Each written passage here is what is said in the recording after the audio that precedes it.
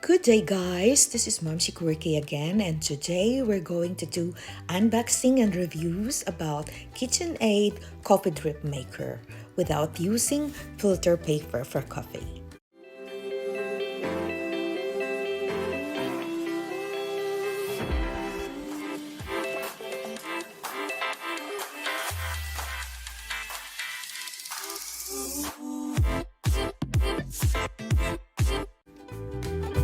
Without further ado, let's open it.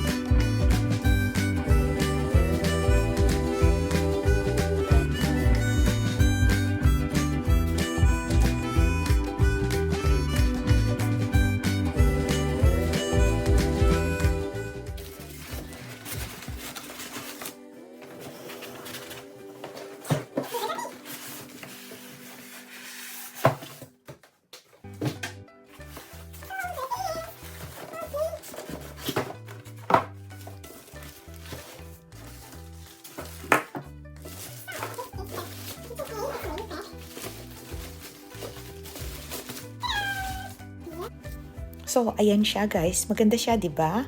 O, tatanggalin na natin yung mga tape para makita natin at matesting natin for the first time ang coffee maker na to or this coffee drip maker kasi nga na-miss ko ang filter coffee.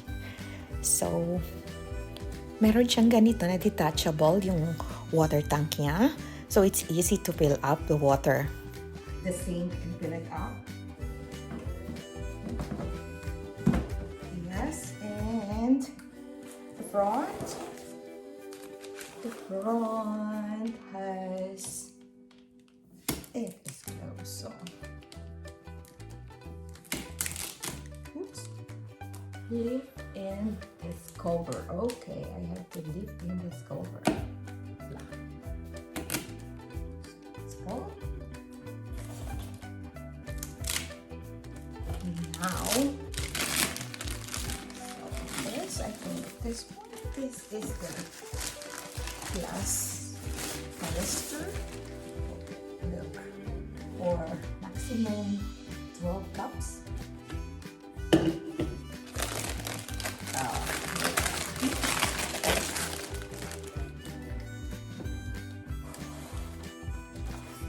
So that's it. And we'll look inside. So, ayan siya guys. Yan ang special feature niya. Meron siyang mga butas dyan for the water flow para equal ang pag-flow ng water to the coffee and you'll get the more aroma from your coffee. Water, not the same like the regular coffee machine. And meron nga siyang kasama guys na washable filter. And ayan, makakasave tayo ng filter paper.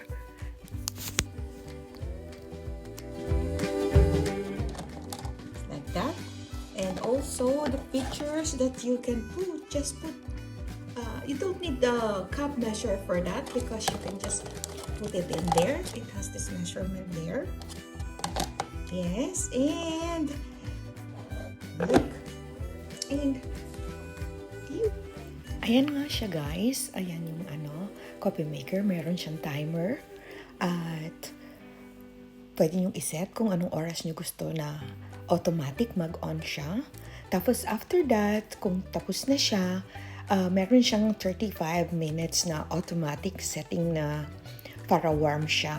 So you can still have your 30 or 35 minutes rest sa bed nyo. And hindi nyo na rin nga kailangan ng mga coffee filter because kasama na nga yung washable coffee filter. So, ayan. Ta-try natin siya. So, ibalik na natin yung yung kanyang filter. Tapos, iset muna natin yung timer. At pag naset natin yung timer, we will use it one time to wash and make sure na it's clean. So, tanggalin na natin yung mga patches na to. Make sure na natanggal na natin lahat para maset na natin at matry ang coffee drip maker. So, ayan yung features niya guys sa pag-set ng timer. Para kung anumang oras natin gustong iset, ready na. Of course, we have to plug in first kasi pag walang kuryente, hindi rin natin siya masiset. I fill up already the water, 6 cups, half full, to try if it's real working and to make sure that it's clean.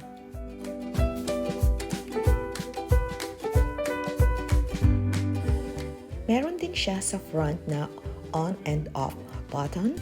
So if we decided to do it manually, kung hindi natin na-program, okay lang yon.